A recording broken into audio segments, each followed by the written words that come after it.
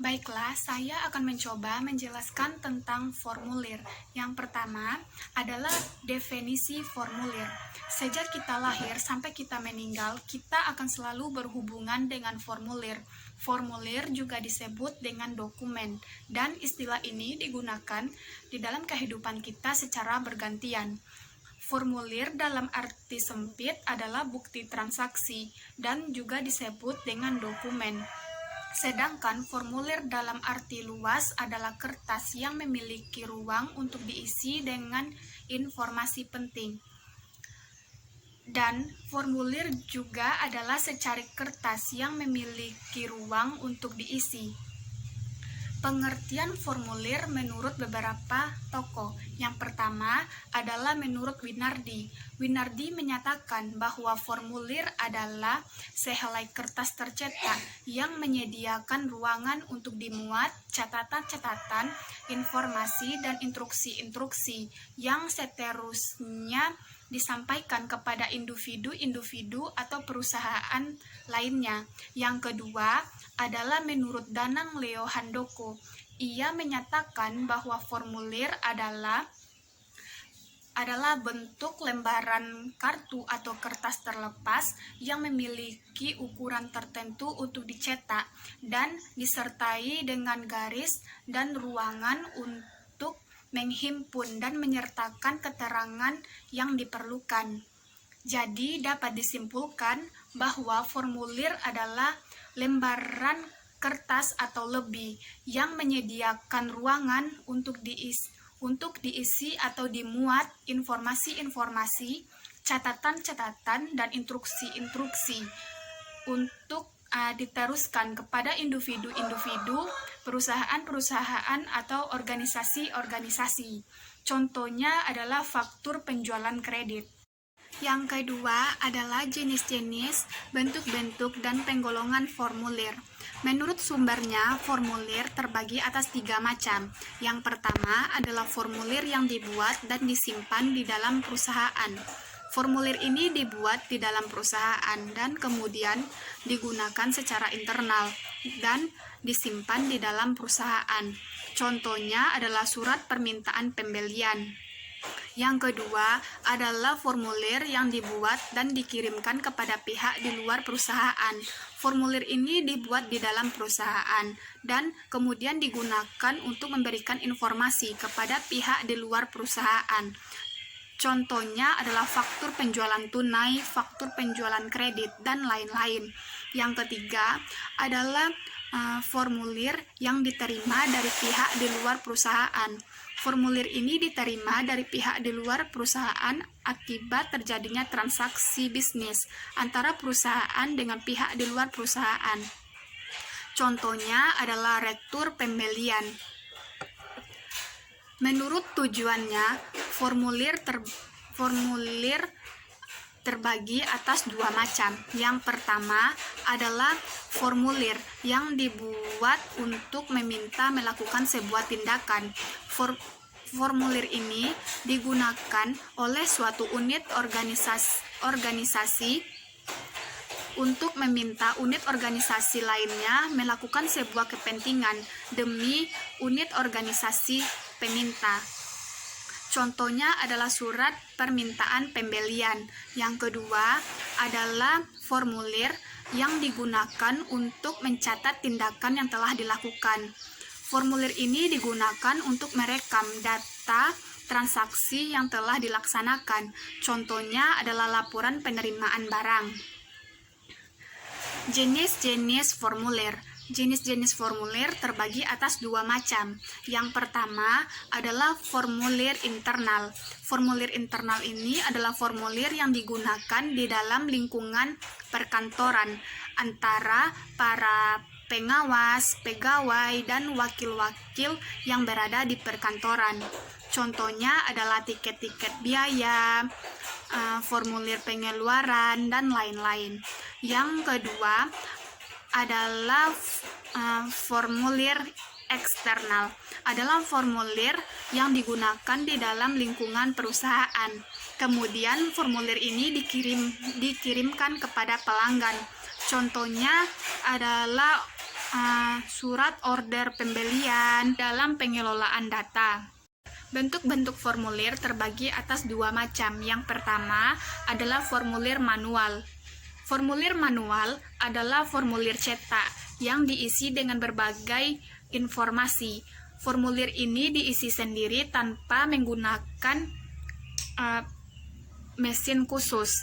Yang kedua adalah formulir elektronik. Formulir elektronik adalah ruang yang ditayangkan di layar komputer yang digunakan untuk menangkap data atau merekam data untuk diolah di dalam pengelolaan data elektronik.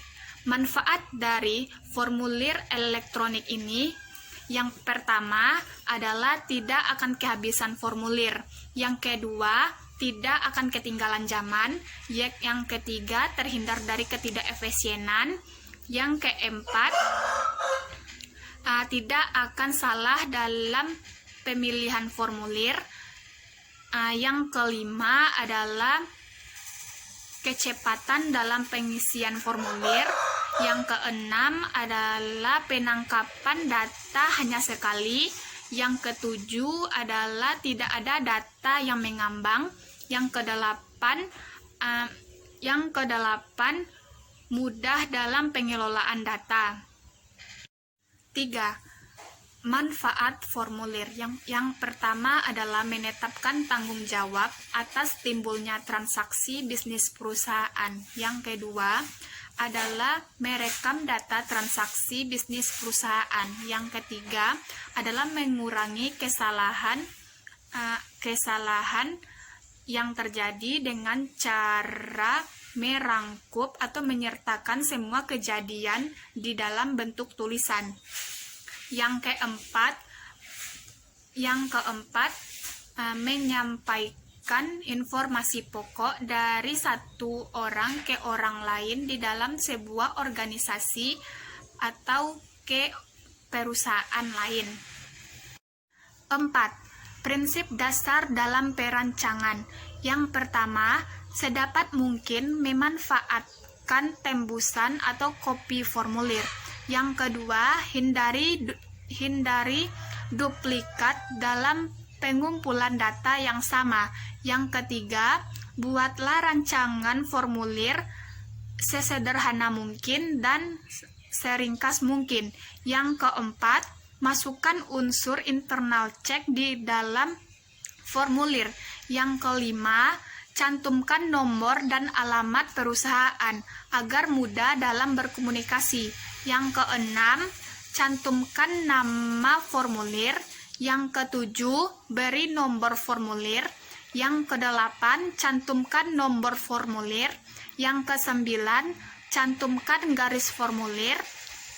Yang ke-10, rancanglah formulir sedemikian rupa sehingga dalam pengisiannya kita bisa mengisi iya atau tidak. Yang ke-11, susunlah formulir ganda dengan menyisipkan karbon. Yang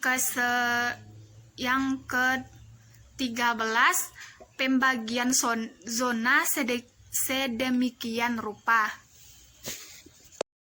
5.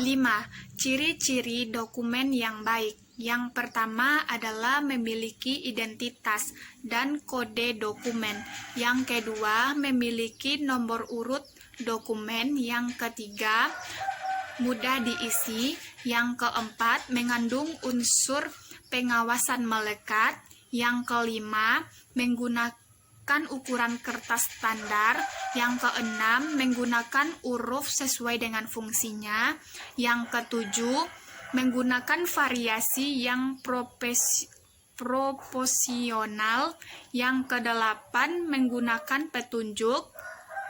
Yang kesembilan, mampu disimpan dalam waktu yang lama.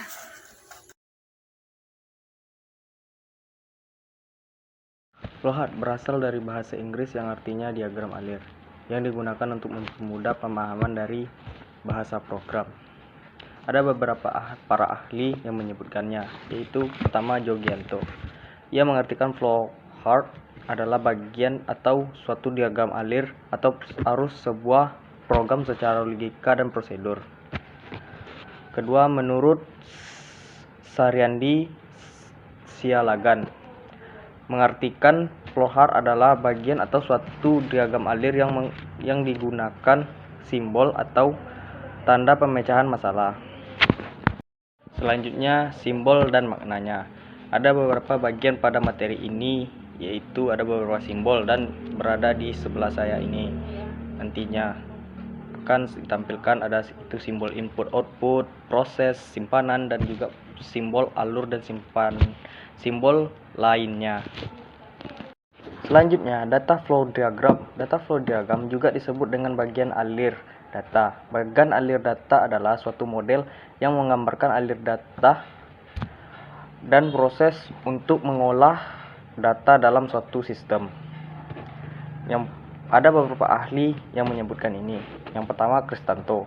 Data flow diagram merupakan suatu model logika data atau proses yang dibuat untuk menggambarkan dari mana asal data berasal,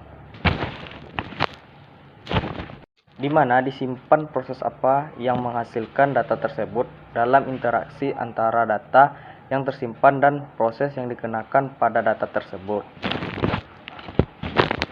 Simbol data dan maknanya.